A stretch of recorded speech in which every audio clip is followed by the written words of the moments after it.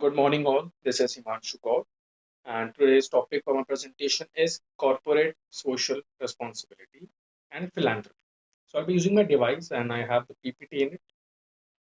So, the very first topic is what do you mean by corporate philanthropy? And the basic definition of this is it is an act of donating an amount of money or your time to a charity organization or directly to a person. So, basically, donations can be monetary or you may donate your time, you may donate your valuables. In the past, this activity of philanthropy actually narrowed down, but with time passing by and in today's time, we can see a lot of philanthropy being done. This means that the framework has broadened. And one more very important point is that corporate philanthropy is taken as an activity which helps in improving the positive brand image. So the next topic is why is corporate philanthropy different from CSR? So basically, corporate philanthropy is meant to be driven by a desire to make a social change in which a company or an organization donates money or property to increase or improve the brand image. Whereas corporate social responsibility is, really integrated into company's activities. What's being done inside the company, or what is the contribution of employees to the company, to the environment under which they are working. So to have a better idea of what corporate philanthropy looks like, I'll give an example. And the best example is of Apple's.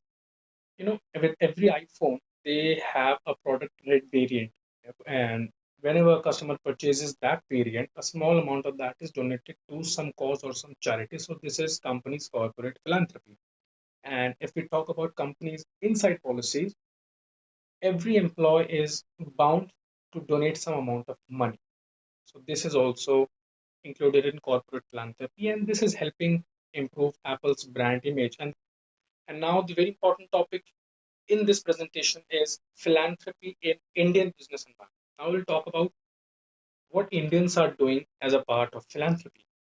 And when we come to Indian philanthropy in 2015 to 2016 financial year, 36,000 crore rupees were donated. And this is just the Indian number. In the financial year 2011, the philanthropy amount was only 6,000 rupees, and now it is 36,000 rupees. So it's basically 6 into 6, 6 times we have grown. So, yes, this basically means Indian businesses are growing. That means philanthropy is growing, and we have number of billionaires coming up every year in the list. And a very important point is we have no shortage of billionaires. In 2017 alone, we have added 17 billionaires in our India's billionaire list. Now we have a very different point. In 2017 financial year, we have only 38 men and one woman philanthropist who have been, added to the Hurun Indian philanthropy list. And the first and the foremost is Mukesh Ambani. He actually topped the Indian rich list with a net worth of 3,71,000 crore and was ranked number one on the philanthropy list.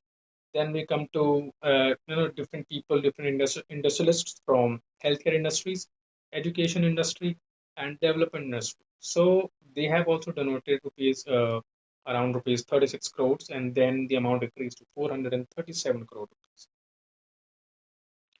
How to motivate ethical behavior within your group, whether you are an employee or you are an industrialist. The point is whether you follow ethics or not. And the very first point is ethical policy. Every institution or an industry follows a code of ethics, whether someone follows it on a very vast scale or a very small scale, but yes, they do follow it. And it actually clarifies what is the path a company is following towards the company's dream or a company's goal. So, teaching employees what ethics do we follow and teaching the staff what ethics have to be followed. So, these are all the part of ethical policy. These are different for different companies, and it may be different for healthcare education companies, and this may be different for healthcare companies. The another important point is rewarding the good behavior.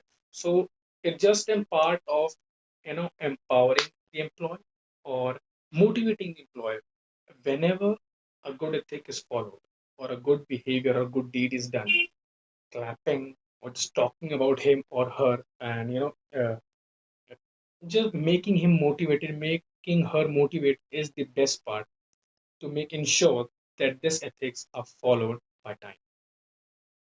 The last point is punishment. This word actually feels, very, very, very strong. But the thing is, punishment means if an ethic is misconducted.